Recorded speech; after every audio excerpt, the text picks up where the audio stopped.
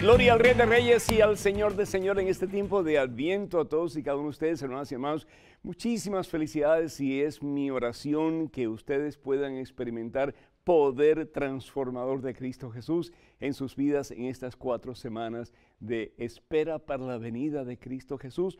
Jesús que vino hace ya más de 2000 años, Jesús que viene a tu corazón y al mío cada vez que tú lo invitas, especialmente en los santos sacramentos.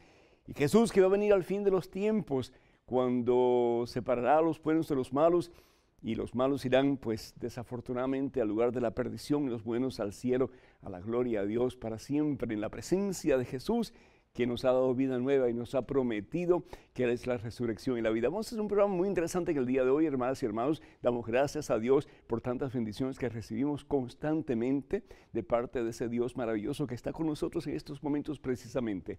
Y antes de hacer absolutamente nada más, Jesús dice que cuando 2 o más estamos reunidos en su nombre, Él está presente entre nosotros. Yo creo firmemente que en estos momentos Jesús está presente entre nosotros a través de estas líneas o estas ondas televisivas. Así que en este momento, hermano o hermana, hacemos un alto y nos ponemos en presencia de Dios. Vamos a orar. Padre Santo, Padre bueno, Padre amantísimo, Padre que nos amas sin condiciones, desde siempre, Señor, desde siempre y para siempre, Señor. Si hay alguien que nos ama, eres tú, Señor. Si hay alguien que nos espera con brazos abiertos para que nosotros vengamos a ti y comencemos una vida mucho más cerca de ti que nunca antes en nuestra historia, ese eres tú, Señor. Si hay alguien que, a pesar de que experimentamos dolores y dificultades en la vida, quieres que seamos felices, ese eres tú, mi Dios. Yo te doy gracias, Señor, porque tú nos amas sin condiciones, nos amas desde siempre y para siempre, nos amas, oh Dios, con un amor que no tiene límites, que no conoce barreras. Señor, haznos conscientes de tu amor. Haznos conscientes, Señor, de que a ti te pertenecemos, mi Dios, que somos tuyos, Señor. Como decía el gran San Agustín de Hiponia, que venimos de ti, mi Dios, y que no vamos a ser realmente satisfechos, que no vamos a estar verdaderamente realizados como seres humanos, que no vamos a estar llenos hasta que estemos llenos de ti, Señor, hasta que descansemos en ti, hasta que podamos decir como San Pablo, ya no soy yo quien vivo, es Cristo Jesús quien vive en mí. Y poder decir con María Santísima, todo tuyo, Señor, todo tuyo, soy tu esclavo. Quiero ser arcilla en tus manos, divino alfarero, para que tú me tomes, mi Dios, y me hagas de nuevo un vaso nuevo, Señor, imagen y semejanza tuya, Señor, lleno de ti, mi Dios, lleno de ti, Jesús. Te doy gracias, mi Señor, mi Dios, mi amo, mi Rey, por este hijo tuyo que está viendo este programa. Te pido que lo bendiga, Señor, que le quites, oh Dios, su negatividad, que le quites, mi Dios, su incapacidad de pensar que puede ser mejor, y que con tu gracia y poder, Señor, se levante de su miseria, se levante de su vacío, se levante de su fosa, se levante del barranco en que está metido, Señor, y que tomándote a ti en sus manos, Señor, pueda caminar en la victoria de los hijos de Dios. Y cómo tomarte a ti entre las manos, oh Dios, pues confiando en ti. Y eso es precisamente lo que nos pide el Papa Benedicto XVI, que confiemos en ti, que pongamos nuestra fe en ti, Señor. Nosotros solos nada podemos, pero contigo somos invencibles y todo lo hemos de alcanzar. Bendice a esta hija tuya, Señor. Quítale, Señor, su dolor, quítale su vacío, quítale su depresión, quítale su soledad y llena, Señor, ese vacío en su corazón de tu santa y transformadora presencia. Recibe, hermano, recibe, hermana, el gozo del Señor en este momento. Recibe la presencia amorosa de Cristo Jesús, ese que nunca dejará de amarte, ese que quiere que un día puedas contemplarlo a Él y amarlo a Él con la misma intensidad con que Él te ama y te contempla en su gloria en el cielo. A Cristo Jesús, que vive, gloria, honra y honor. Gloria, honra y honor por los siglos de los siglos. Amén, Señor. Amén. Qué hermoso, hermanos, el poder estar un momentito, aunque sea, en la presencia del Señor, así como que hablándole a Él, sabiendo que Él está con nosotros, y ojalá que hagas más conciencia de la presencia de Jesús. Muchas veces andamos deprimidos y tristes y enojados y todo lo demás. ¿Por qué? Porque no estamos conscientes de que el Señor está con nosotros, de que Jesús camina con nosotros. Pero qué hermoso el saber que en los momentos difíciles de mi vida yo puedo voltearme y decirle: Señor, tú estás conmigo, vamos adelante. En los momentos en que siento que voy a desfallecer, Señor, tú estás conmigo, vamos adelante. En los momentos en que siento que nadie me ama, voltearme y decir: Señor, tú estás conmigo, vamos adelante. Porque si hay uno que nunca te abandona, que siempre está a tu lado, es Jesús el Señor. Damos gracias al Señor por María Vallejo de California, que pide oración por su familia y también por su salud. Que el Señor te bendiga, María, en abundancia.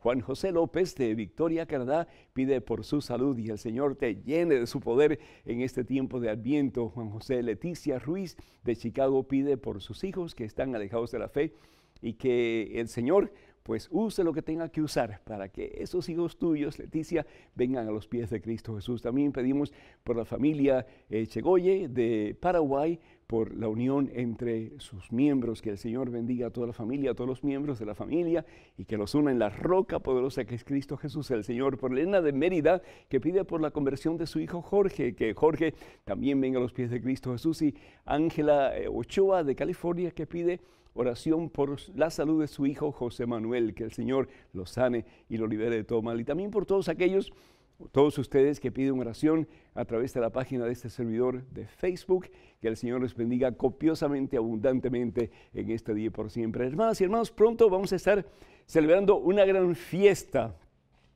La iglesia va a estar de manteles largos, vamos a estar de plácemes, vamos a estar celebrando ya dentro de muy poquito, y algunos de ustedes van a ver esta retransmisión de este programa ya después que pasó la fiesta, el día 8 de diciembre, que es la fiesta de la Inmaculada Concepción de nuestra Santísima Madre María. Hay personas que dicen: bueno, ¿a qué se refiere la Inmaculada Concepción? Es que María concibió a Jesús y Jesús fue inmaculado. No, no estamos hablando de Jesús, estamos hablando de la Virgen María. María, dice el dogma sobre la Inmaculada Concepción, que María fue exenta de pecado original. Es decir, nosotros venimos a un mundo que está contaminado por el pecado de nuestros primeros padres, porque el pecado no solamente lo comete una persona, pero ese pecado tiene repercusión en la segunda, en la tercera, en la cuarta generación, y por eso estamos a veces todos desaliñados y todos desbalanceados, etc. ¿Por qué? Porque el pecado nos afecta, hermanos, el pecado nos lastima, hermanos, el pecado roba la vida de Dios que está en nosotros.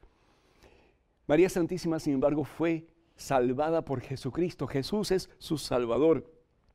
Y Jesús impide que María caiga en el charco.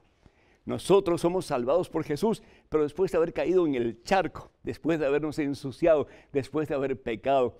María Santísima, dice la iglesia, nunca pecó y tampoco fue expuesta al pecado original. María fue el vaso limpio, puro que Dios utilizó para nacer en ella. La segunda persona de la Santísima Trinidad, Jesucristo, nace, toma forma, toma un cuerpo humano de María Santísima, toma la sangre de María Santísima, toma las células de María Santísima, toma los genes de María Santísima, toma todo de María Santísima. ¿Para qué? Para ser uno como nosotros en todo, dice la palabra de Dios, menos en el pecado. A mí me fascina el pasaje de la Santa Biblia en que el ángel se le aparece a María, el ángel Gabriel se le aparece a María y la llama con una forma muy especial, que jaritomene, que quiere decir la llena de gracia, la llena de gracia. No le dice María, alégrate, le dice María, no le dice María, le dice llena de gracia, alégrate, la llena de gracia. Le da un nombre nuevo, a María Santísima le da un nombre nuevo. Cuando en la Biblia una persona tiene un nombre nuevo, quiere decir que va a tener una misión especial, una misión especial.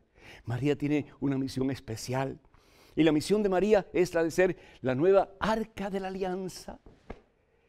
En la antigua arca de la alianza habían tres cosas importantes. Estaba el maná, que los judíos habían comido en su caminada hacia la tierra prometida en el desierto. Estaba la vara de Aarón, que simbolizaba la jefatura, el pastoreo de aquel hombre que en el nombre del Señor guió al pueblo de Dios por el desierto hacia la tierra prometida. Y estaba también las tablas de la ley, los 10 mandamientos. Esa es la antigua arca de la alianza. Y nos dice la palabra de Dios en el libro de Números capítulo 4 versículo 15 que nadie podía tocar aquellas cosas que estaban en el arca, porque el arca era pura e inmaculada, era símbolo de la presencia de Dios, era pura e inmaculada. Y la palabra de Dios dice que mejor que nadie tocara eso, porque podía morir.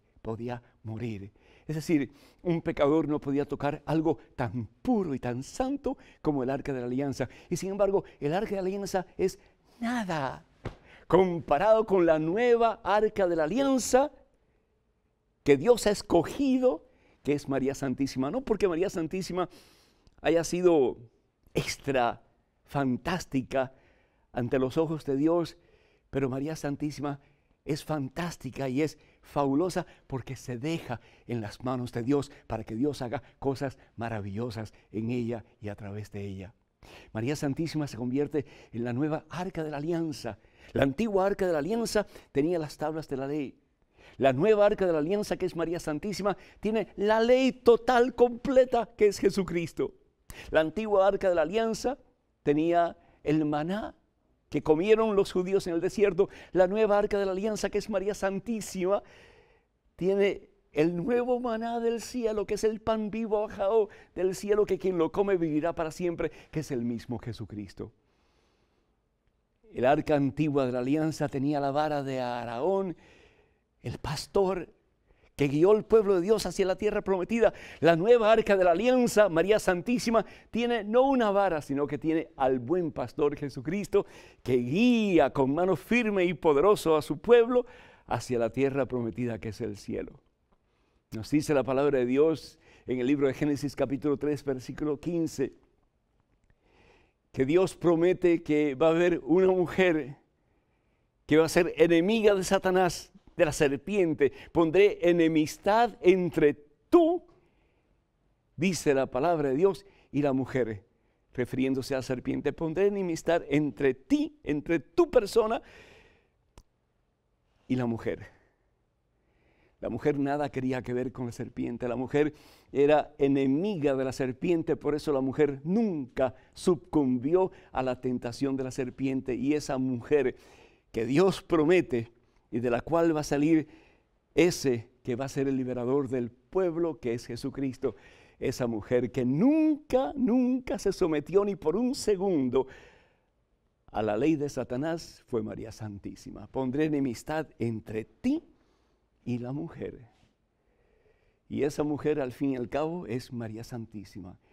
Y María Santísima es la figura de la iglesia, de cómo un día tú y yo vamos a ser puros y santos, inmaculados, sin manchas y sin arrugas, por la pasión, muerte y resurrección de Cristo Jesús, que nos va a llevar Él a la misma gloria, a la presencia del Padre en el cielo, donde ya está María gozando de la gloria de Dios al lado de su Hijo Jesús, porque al fin y al cabo, donde está Jesús, está María. Y donde está María, ahí está Jesús, porque Jesús en su carne es extensión viva de la persona de María, que no hizo otra cosa sino que decir, hágase según lo que tú has dicho. Que nosotros también, imitando a María Santísima, podamos luchar por ser inmaculados y santos y ser de Cristo Jesús y de nadie más en este tiempo de Adviento y para siempre. Para quienes llaman a Estados Unidos, el teléfono es el 1-800-221-9460, 1-800-221-9460, y llamadas internacionales, por favor, marquen el número 1-205-271-2980, 1-205-271-2980. Vamos a una pequeñísima pausa, pero hermanas y hermanos, regresamos en cuestión de momentos, así que por favor no se vayan, quédense con nosotros.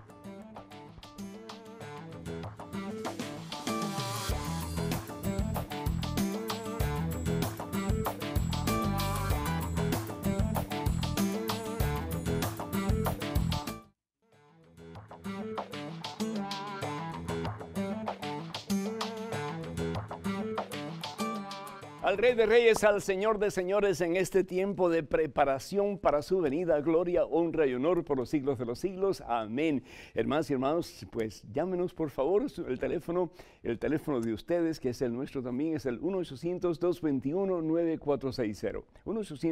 1-800-221-9460, llamadas nacionales e internacionales, 1-205-271-2980. 1-205-271-2980. Tenemos un correo electrónico con una pregunta. Adelante, por favor. Hola, Padre Pedro. Quería hacerle una pregunta. ¿Cómo entender el Apocalipsis? He escuchado tantas explicaciones y cada una es tan distinta de la otra que ya no se sabe cuál es la correcta. Un abrazo. Listo. Héctor Velázquez. Héctor, muchísimas gracias. Pues yo no sé qué interpretaciones has estado escuchando, y si escuchas tal vez versiones que no tienen que ver nada con la enseñanza de la Iglesia Católica, pues vas a estar bien confundido, hermano. De ahí la importancia de que nosotros escuchemos las enseñanzas de la Iglesia Católica, porque al fin y al cabo es la Iglesia que Jesús establece para que conozcamos la verdad y la verdad nos haga libres. El libro del Apocalipsis, lejos de ser un libro de miseria, de depresiones, de guerras, de espantos, de miedos, de tragedias, es un libro de esperanza. Es un libro de esperanza. El Cordero de Dios ha vencido. Eso es precisamente el mensaje, así como que en una cápsula de lo que quiere decirnos el apóstol Juan en el libro del Apocalipsis. Es un libro de esperanza. Esperanza, ¿por qué? Porque el Cordero de Dios, Jesucristo, ha vencido. Jesús no está muerto, Jesús no está en una tumba, Jesús no está destruido, Jesús está vivo y en victoria. En el capítulo 5, versículo 6 del libro del Apocalipsis dice lo siguiente, dice: entonces vi esto en el trono con los 4 seres vivientes, es decir, los 4 apóstoles, ¿verdad? Mateo, Marcos, Lucas y Juan. Estaba de pie un cordero que a pesar de haber sido sacrificado, estaba de pie. ¿Y quién es ese cordero que estaba de pie? Jesucristo, a pesar de haber sido sacrificado, a pesar de haber sido crucificado, estaba de pie. ¿Qué significa para estos primeros cristianos estar de pie? Significa estar en victoria. Significa estar en victoria. Por eso el Señor Jesús nos dice en el Evangelio según San Juan, capítulo 14, versículo 1, no temas, no temas, no temas, no temas, por muy difícil que sea tu situación, no temas, por muchos problemas que tengas, no temas. ¿Por qué? Porque yo he vencido el mundo, dice el Señor.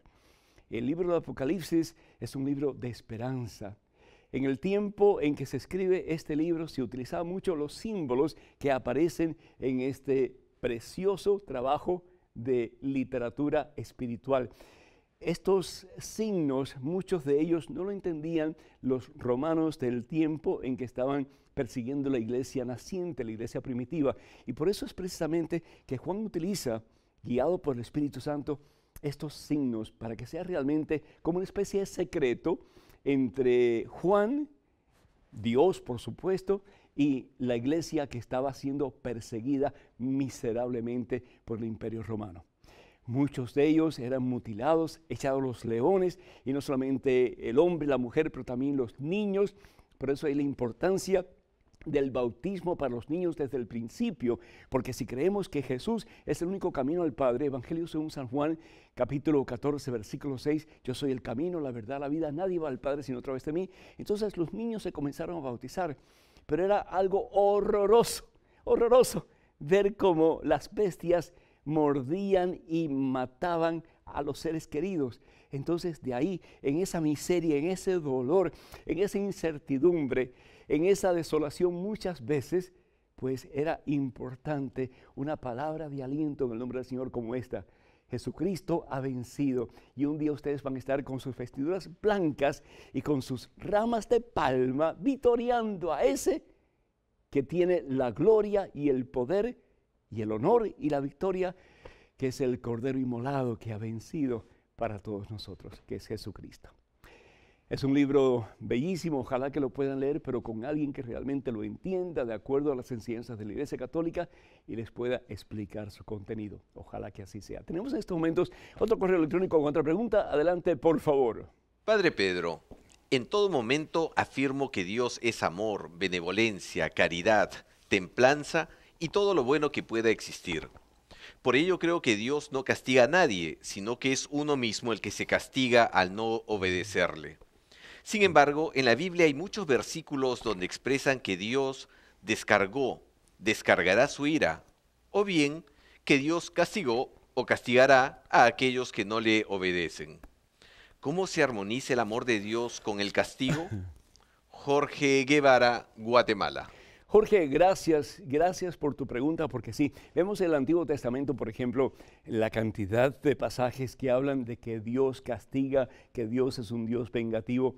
Eso se llama antropomorfismo en teología. Antropomorfismo significa poner a Dios en un nivel con sentimientos de seres humanos para poderlo entender. Por ejemplo, cuando hacemos algo malo y experimentamos la consecuencia negativa de lo malo que hacemos, en el Antiguo Testamento, como realmente el conocimiento de ellos sobre la moral, sobre aún la psicología, eran muy limitados, están comenzando a gatear, a conocer al único y verdadero Dios. Entonces, pues ellos asumían naturalmente que quien los castigaba era Dios. Hacían algo malo, quien los castigaba era Dios. Hacían algo bueno y veían los frutos, las consecuencias positivas del bien que habían hecho. Caramba, pues entonces Dios me premió, Dios me bendijo. En el Nuevo Testamento, sin embargo, vemos que Dios es amor. Primera de Juan, capítulo 4, versículo 19. Dios es amor y el que conoce a Dios, dice San Juan, el que conoce el amor conoce a Dios. ¿Por qué? Porque Dios es amor. La naturaleza de Dios es amor. Y el Señor Jesús, por ejemplo, en unos pasajes preciosos de la Biblia en el Nuevo Testamento, en el Evangelio según San Lucas, capítulo 15, versículos del 11 en adelante, el Señor habla de un pasaje que todos conocemos, que es el pasaje del Hijo Pródigo. Aquel joven que desobedece al Padre, que no quiere seguir al lado del Padre, y se va buscando fortuna fuera de la casa del Padre para encontrar simplemente miseria. Porque fuera de la casa del Padre no va a encontrar absolutamente nada bueno. Lo que nos está diciendo Jesús es que lejos de Dios Padre, nunca tú vas a encontrar nada bueno. El mundo te puede ofrecer un montón de cosas. El mundo te puede tirar un montón de anzuelos que lucen apetitosos, que lucen seductivos, etc. Pero al fin y al cabo te destruyen y destruyen muchas veces a las personas que más tú amas. Pero ¿qué es lo que pasa? Aquel joven que se aparta de la casa del Padre, lo que hace es cuidar cerdos, y para los judíos eso es lo más horrible que un ser humano puede hacer, mezclarse con los cerdos, porque para los judíos el cerdo era el animal más abominable junto con la serpiente que podía existir.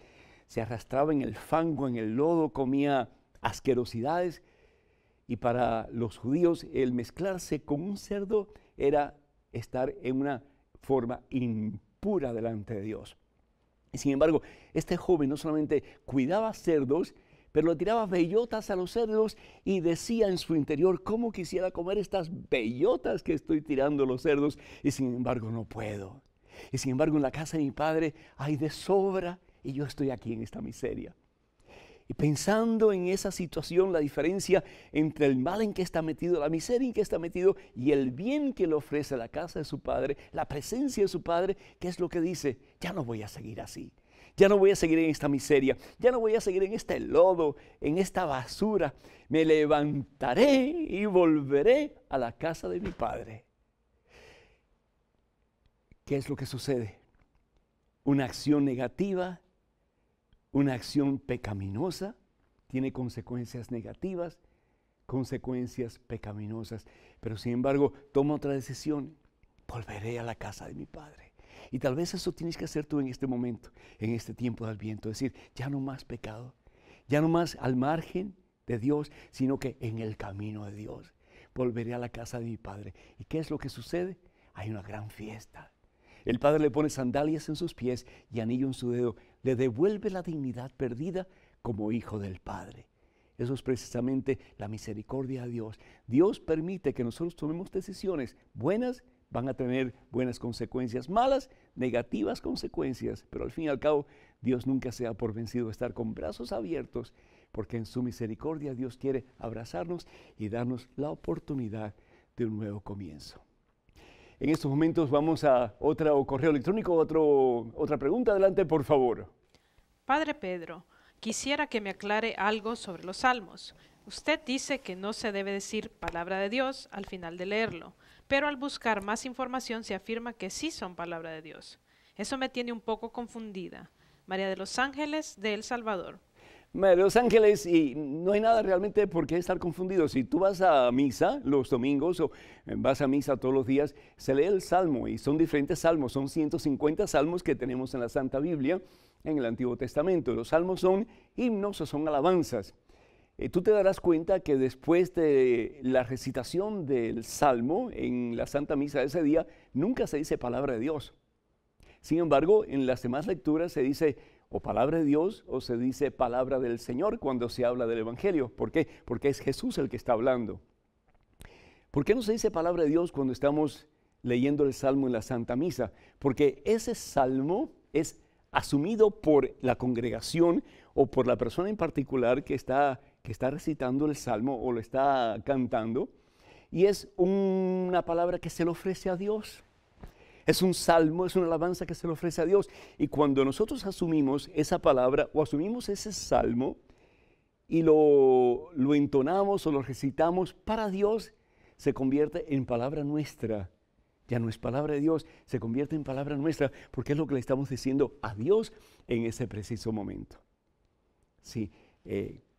Sin embargo, cuando estamos leyendo en la Santa Biblia, estamos conscientes de que los salmos son palabra de Dios, porque todo lo que hay en la Santa Biblia, todo, desde principio a fin, es palabra de Dios. De nuevo, si vamos a la Santa Misa, cualquier misa, y especialmente a los domingos, vamos a escuchar la primera lectura del Antiguo Testamento, el Salmo, la segunda lectura y el Evangelio. La primera lectura, la segunda lectura, se dice palabra de Dios. Sin embargo, el Salmo no se dice palabra de Dios porque en ese momento ha sido asumido por la congregación para entregárselo a Dios como una alabanza, como un himno de la comunidad de creyentes al mismo Señor. Ojalá que esto te ayude un poquito. En Estados Unidos, para que nos llamen, el teléfono es el 1-800-221-9460. 1-800-221-9460. Esperamos sus llamadas y llamadas internacionales. Por favor, marquen el número 1-205-271-2980. 1-205-271-2980. Vamos a una pequeñísima pausa, pero regresamos en cuestión de momentos. Así que, hermanas y hermanos, por favor, no se vayan. Quédense con nosotros.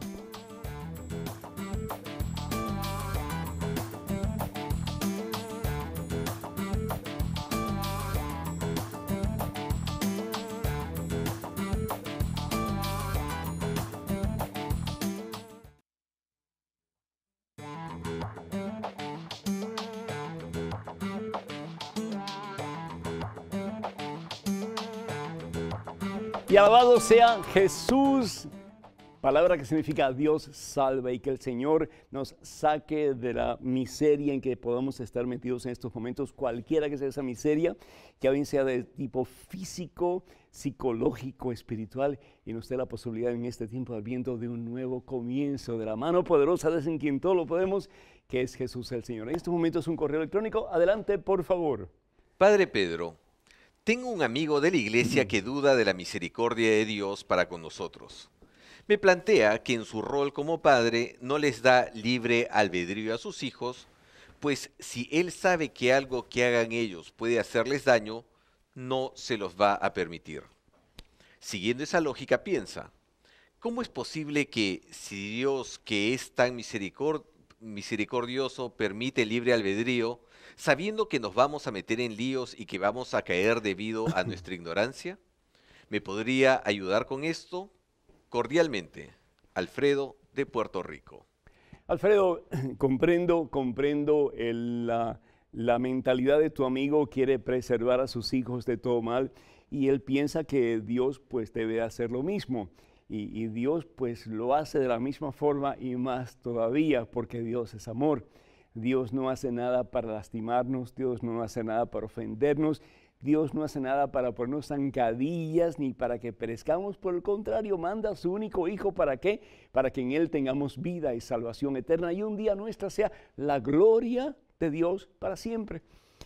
Dios es eternamente misericordioso. Pero desafortunadamente tu amigo piensa que quitando la libertad de sus hijos va a hacer que sus hijos estén protegidos de todo mal.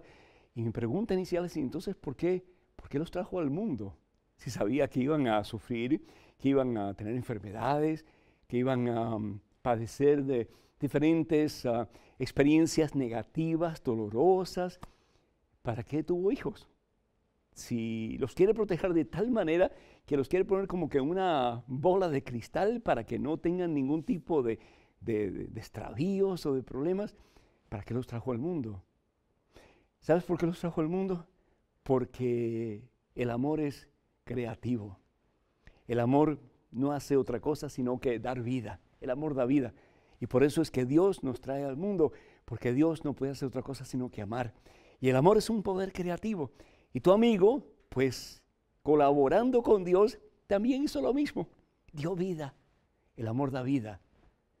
Y más aún, el amor sí quiere lo mejor para la otra persona, pero el amor respeta la dignidad de la otra persona. El amor respeta la decisión de la otra persona, si no dejaríamos de ser personas, nos convertiríamos en máquinas, en robots, y no tendríamos decisión propia, decisión libre. Y una de las cosas que podemos decir por las cuales hemos sido creados a imagen y semejanza de Dios, y eso lo dice la palabra de Dios en el libro de Génesis, es porque nosotros también, como Dios, podemos decidir. Nosotros como Dios podemos decidir. Dios no puede decidir el mal, porque Dios es el eterno bien. Dios es el absoluto bueno. Pero sin embargo, nosotros sí tenemos la oportunidad. Pero Dios va a estar con nosotros. Y Dios va a estar al lado de nosotros. Y Dios va a estar dándonos la fuerza que necesitamos, especialmente a través de esos medios maravillosos que son los sacramentos. ¿Para qué? Para darnos poder, fuerza, autoridad sobre el mal que nos puede circuncidar y caminar en la victoria de los hijos de Dios. Nosotros tenemos que tomar decisiones.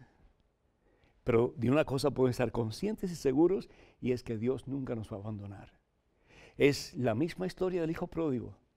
Ese Dios que va a salir al encuentro del hijo cuando el hijo toma la decisión de recapacitar, de arrepentirse y de comenzar una vida más cerca del Padre que anteriormente. Eso es lo que Dios quiere. Y en este tiempo de Adviento, eso es lo que Dios espera de ti y de mí. Que nosotros podamos tomar la decisión más importante de nuestra vida, después de habernos dado un montón de cabezazos contra la pared. Porque eso nos ayuda a ser mejores personas, nos hace más fuertes y nos hace reconocer que en los momentos difíciles de nuestra vida tenemos que poner nuestra confianza en Dios, porque si no nos vamos al barranco. Y qué hermoso que, habiendo experimentado la ausencia de Dios en nuestra vida, no por culpa de Dios, sino que por nuestra propia culpa, por nuestro propio pecado, que podamos venir al Padre en Cristo Jesús y decirle: Señor, perdóname, quiero ser tuyo, para siempre tuyo, Señor. Es lo que Dios quiere. Y si así lo hacemos, mira, no hay mal, no hay problema, no hay dificultad, no hay infierno que nos separe del amor de Dios que hemos encontrado en Cristo Jesús, como dice la palabra de Dios en Romanos capítulo 8. Bendito sea Dios. Tenemos otro correo electrónico. Adelante, por favor, con la pregunta. Estimado y querido Padre Pedro, mi pregunta es con respecto al juicio particular y al juicio final. ¿Por qué y para qué tendríamos que ser juzgados en dos ocasiones? De antemano le agradezco su atención. Mayra Guzmán, de Monterrey, México. Mayra, gracias. Es un solo evento. Es un solo evento con dos acciones. Es una sola cosa, con dos movimientos, si quieres. Y podemos pensar en muchísimos ejemplos, ¿verdad? Muchísimos ejemplos me vienen a la mente. Unos ejemplos que me vienen a la mente, pues, se los digo. Es como si agarras una banana y la pelas. Esa es una acción. La otra acción es que te la comas. Pero es un mismo movimiento, es una misma cosa. ¿Por qué pelas tu banana? Para comértela. Lo mismo el juicio personal, cuando nos dice la palabra de Dios en el Evangelio según San Mateo capítulo 25, que Dios, Jesucristo, el Rey de la gloria, el Rey de la victoria, va a separar a los buenos de los malos. Ese es el primer juicio, que es el juicio personal. Cuando Dios, Jesucristo, va a separar a los buenos de los malos, y nos dice la palabra de Dios se sentará en el trono de gloria que es suyo. Y versículo 32 dice, todas las naciones serán llamadas a su presencia y separará unos de otros. Al igual que el pastor separa las ovejas de los machos cabríos. Ese es el primer juicio. Ese es el quitar la cáscara de la banana. Y después el segundo juicio es cuando el Señor dice, ustedes, machos cabríos, ustedes desobedientes, al infierno. Y ustedes que han obedecido, que han sido fieles, a la gloria, al cielo. Versículo 46. Los machos cabríos, los desobedientes, los infieles, dice la palabra de Dios, irán al suplicio eterno. Ese es el segundo juicio. Y los buenos a la vida eterna. Es la misma acción, es el mismo propósito de juzgar, de hacer juicio, de hacer justicia, pero en dos actos diferentes. Igual que la banana se pela y después se come. Bendito sea Dios. Tenemos otro correo electrónico con otra pregunta. Adelante, por favor. Bendiciones, Padre. Gracias a que sigo su programa, mi fe ha crecido. ¿A qué se refiere Jesús cuando afirma en sus parábolas? Al que tiene se le dará y al que no tiene se le quitará hasta lo poco que tiene. Cordialmente, Nelson Gamboa, de Colombia. Nelson, precisamente en el Evangelio según San Mateo, capítulo 25, que habla acerca ya del fin del mundo, que habla acerca de la segunda venida de Jesucristo. Y este tiempo de Adviento, hay personas que preguntan, bueno, ¿y cuándo la Iglesia Católica realmente habla de la segunda venida de Jesús? Pues en este tiempo de Adviento se habla precisamente de eso. Es una preparación para la celebración del nacimiento de Jesús que aconteció hace más de 2000 años atrás. Es la gran preparación para la venida de Jesús en cada momento de nuestra vida, especialmente y singularmente en cada sacramento, especialmente el sacramento de la confesión o la reconciliación, el sacramento de la Santa Eucaristía. Pero también se habla muy específicamente, muy claramente acerca de la segunda venida de nuestro Señor Jesucristo que acontecerá en el fin del mundo. Estamos, sin lugar a dudas, viviendo lo que se llama el fin de los tiempos, desde el momento en que Jesús viene al mundo hasta la segunda venida de Jesús, estamos viviendo los últimos tiempos, pero el juicio vendrá con la segunda venida de nuestro Señor Jesucristo. El Señor nos da talentos, el Señor nos da un montón de talentos, un montón de habilidades, y no solamente para nuestro propio bien, pero para el bien de los demás. Tenemos dos opciones, y nos dice la palabra de Dios, nos dice Jesús en el Evangelio según San Mateo capítulo 25, versículos del 14 en adelante, que tenemos dos opciones con los talentos que Dios nos da. Y todos tenemos talentos, ¿verdad? Tenemos el talento de amar, tenemos el talento de perdonar, tenemos el talento de echar fuera rencores, envidias, críticas, chismes, lujuria, ambiciones, avaricias, tantas cosas, ¿verdad? Que muchas veces nos apartan de nuestra misión, que es estar unidos a Dios. Y también pues talentos de tipo, pues, de edificación de la comunidad en la forma espiritual, como por ejemplo el que canta alabanzas, que cante al Señor, el que puede predicar, que predique, el que puede enseñar, que enseñe, como bien dice la palabra de Dios, tantos talentos que Dios nos da. Y la pregunta es, ¿estás tú y estoy yo poniendo al servicio de Jesucristo los talentos que tenemos? ¿Para qué? Para que la iglesia se edifique, para que el pueblo de Dios se levante con poder y para que podamos caminar en el camino de Jesucristo, que es el camino de la santidad. Y dice el Señor que aquellos que usan los talentos se les va a dar más. ¿Por qué? Porque cuando tú ejercitas lo que tienes, vas a poder hacer las cosas aún mejor. Un maestro cuando enseña, aprende y puede enseñar mejor. Pero cuando deja de enseñar, se olvida lo que ha aprendido y se atrofia el cerebro. Entonces, dice el Señor, el que tiene se le dará más y el que no tiene o tiene poquito, se le quitará. Es decir, dejará de tener lo poquito que tiene. Tú tienes muchos talentos y la pregunta al fin y al cabo, ¿qué estás haciendo con ellos? El teléfono para que nos llamen en Estados Unidos es el 1-800-221-9460. 1-800-221-9460. Y además internacionales, por favor, marquen el número 1-205-271-2980. 1-205-271-2980. Vamos a una pequeñísima pausa, pero regresamos en cuestión de momentos. Hermanas y hermanos, por favor, no se vayan. Quédense con nosotros.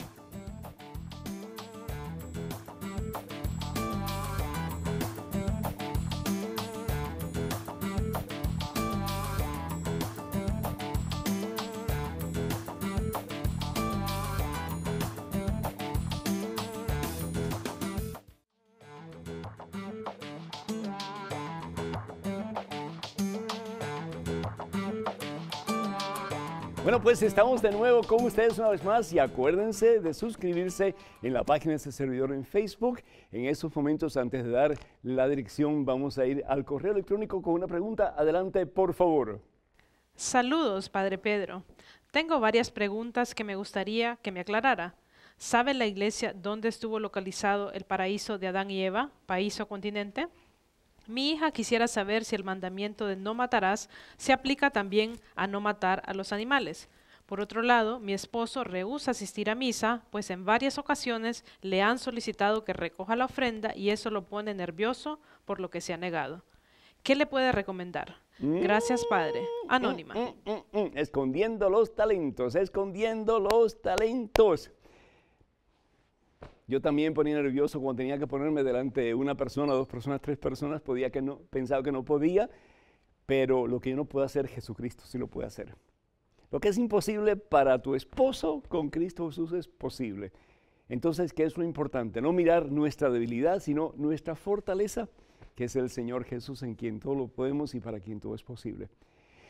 Entonces, yo te pido que ayudes, que animes a tu esposo para que en este tiempo de Adviento, pues, ponga su fe en quien todo realmente lo podemos, que es Jesús el Señor.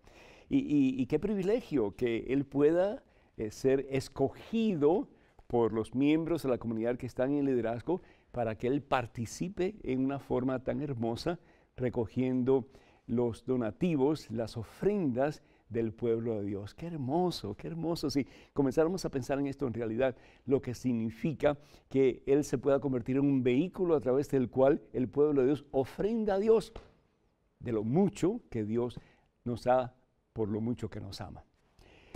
Bueno, vamos a orar mucho por tu esposo para que él deje el miedo. El miedo no es de Dios, el miedo realmente es ausencia de fe y tenemos que estar conscientes de esa realidad. Si Dios conmigo, ¿quién puede estar en mi contra? Todo lo puedo en aquel que me fortalece, Filipenses 4, versículo 16. Perdón, versículo 13. La otra cosa que es importante es cuando hablamos de matar animales, claro, tenemos que tener mucho cuidado porque los animales, si bien es cierto, han sido puestos bajo nuestra autoridad y responsabilidad, y también tenemos que cuidarlos. Tenemos que cuidar la tierra que Dios nos ha dado. ¿Por qué? Porque al fin y al cabo la tierra no nos pertenece a nosotros, los animales no nos pertenecen a nosotros. Lo que Dios nos da nos pertenece a nosotros. Nosotros somos mayordomos de las muchas bendiciones que Dios nos da y por lo tanto tenemos que respetar, tenemos que cuidar, tenemos que reverenciar la creación de Dios y en vez de lastimarla, hacer todo lo posible para que cada día sea mejor. En todo el sentido de la palabra, yo estoy pensando en estos momentos la terrible combustión que hay en tantos lugares del mundo. ¿Y por qué? Porque no tenemos suficiente conciencia de que estamos dañando el planeta y no solamente para la sociedad actual, pero también para aquellos que vienen detrás de nosotros. ¿Qué clase de mundo le vamos a dejar? Pero también tenemos que tener conciencia de que el alma de los animales, y cuando hablo del alma estoy hablando de lo que anima, en este caso los animales, que es su alma es mortal, no es inmortal como la nuestra. Hemos sido creados imagen y semejanza de Dios. ¿Por qué? Porque tenemos un alma inmortal. Vamos a ser eternos, o somos de ella eternos, estamos viviendo la eternidad. Cuando matamos un animal para comerlo y lo matamos con dignidad, pues entonces no hay ningún tipo de acción pecaminosa. Una acción pecaminosa o una acción grave, terriblemente grave, sería cuando matamos a un ser humano. ¿Por qué? Porque ninguno de nosotros tiene autoridad para quitarle la vida o para destruir la vida de alguien, de una persona que al fin y al cabo ha sido creada a imagen y semejanza de Dios y que solamente Dios tiene poder sobre la vida de esa persona y de todos nosotros. En lo que se refiere a el lugar del paraíso, pues hay muchas especulaciones, ¿verdad? Lo importante es que estemos conscientes que el libro de Génesis no es un libro histórico, es un libro didáctico. Y si bien es cierto que nos habla del paraíso, y nos da más o menos pues una ubicación del paraíso, y eso se encuentra en Génesis capítulo 2, versículos del 7 en adelante, ¿verdad? Algunos especulan, piensan que fue en el área de Mesopotamia, especialmente en los territorios de Irak e Irán, más o menos. Lo que la palabra de Dios nos está diciendo es que en el principio, cuando Dios crea al ser humano, y lo crea macho y hembra, y los bendice y los une, que lo que está diciendo la palabra de Dios es que había armonía entre los seres humanos. Había cariño, había amor, había respeto, había reverencia entre los seres humanos y había armonía con Dios. Eso es lo que hace posible el paraíso. La palabra paraíso es una palabra griega que significa jardín. En el jardín hay paz, en el jardín hay armonía, en el jardín hay belleza de Dios. Y eso es precisamente lo que la palabra de Dios nos está tratando de decir, que antes del pecado el ser humano vivía en armonía. Y si bien es cierto que el pecado destruye, opaca la imagen del paraíso, porque muchas veces no lo experimentamos por ninguna parte, ¿verdad que sí? También se puede reconstruir a medida que ponemos a Jesucristo como centro y Señor de nuestra vida y permitimos al Señor que nos guíe con el poder, la fuerza y la presencia de su Espíritu Santo. ¿Para qué?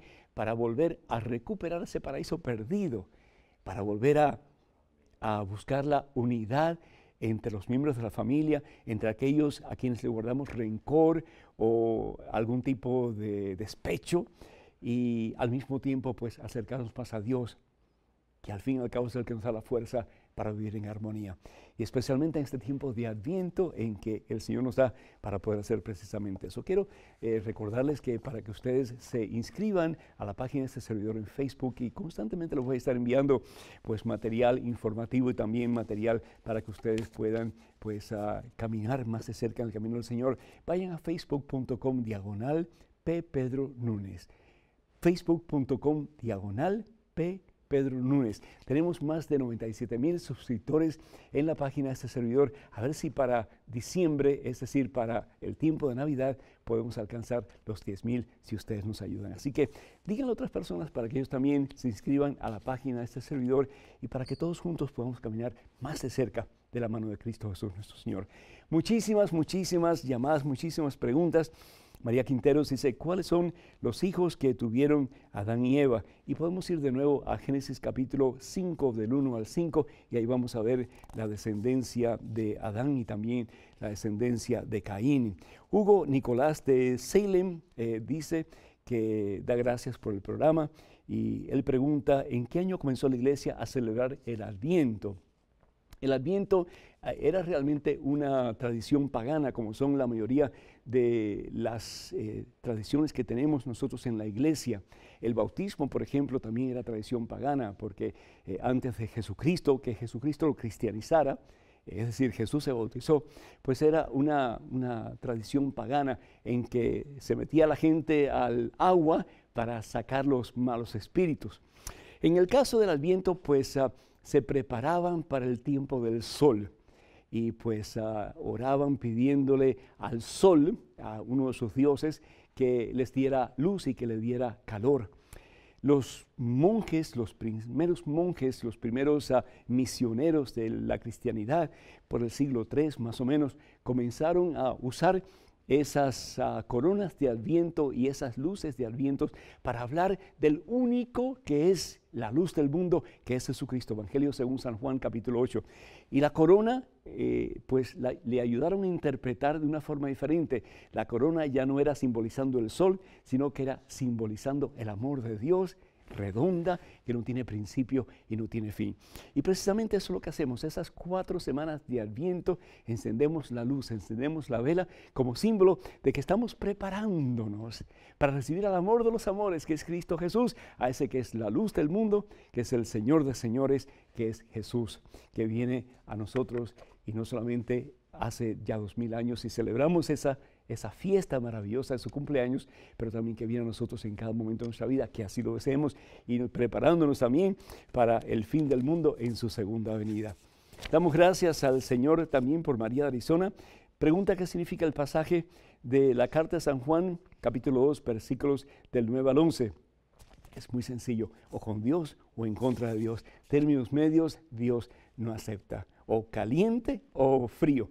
Tibios, dice el Señor, los expulso de mi boca. Leonardo de Kansas se pregunta qué significa el sonido de las campanas durante la transubstanciación, porque el sacerdote de su parroquia le comentó que era solo para llamar la atención de los fieles, exactamente, especialmente en las edades medias y antes, cuando ocurría la elevación, primero que todo, de la hostia, que se consagra en ese momento, y después del vino que se consagra en ese momento, para llamar la atención a la gente, para que se fijaran, se enfocaran en ese milagro maravilloso que está ocurriendo, en que el pan deja de ser pan y se convierte en el cuerpo de Jesús, y la sangre deja de ser sangre y se convierte en la sangre del Señor. En este tiempo todavía se hace eso, ¿verdad? Las campanillas para hacernos conciencia de ese milagro maravilloso que está ocurriendo en ese momento de la transubstanciación. Desafortunadamente ya se nos acaba el tiempo, no tenemos ya espacio, tiempo para seguir contestando preguntas, pero cuenten con nuestras oraciones y todos ustedes que nos escriben, que nos llaman, estamos orando por ustedes de una manera muy especial. Tal vez no podamos contestar todas las preguntas, pero ahí vamos, pasito a pasito, en el nombre del Señor Jesús. Este próximo lunes, con el favor de Dios, voy a estar con mi querido Pepe Alonso, conductor del programa Nuestra Fe en Vivo, este próximo lunes, así que a esta misma hora, a las 5 de la tarde, y vamos a tener un programa muy especial, así que esperamos que nos acompañen. También el siguiente día vamos a tener la misa en honor a Nuestra Señora de Guadalupe a la medianoche del día 12 de diciembre, y el miércoles, como de costumbre, vamos a tener nuestro programa Conozca Primero su Fe Católica. Que el Señor los bendiga en superabundancia y los colme de su santa paz en el nombre del Padre, del Hijo y del Espíritu Santo. Amén. Hasta la próxima, hermanos.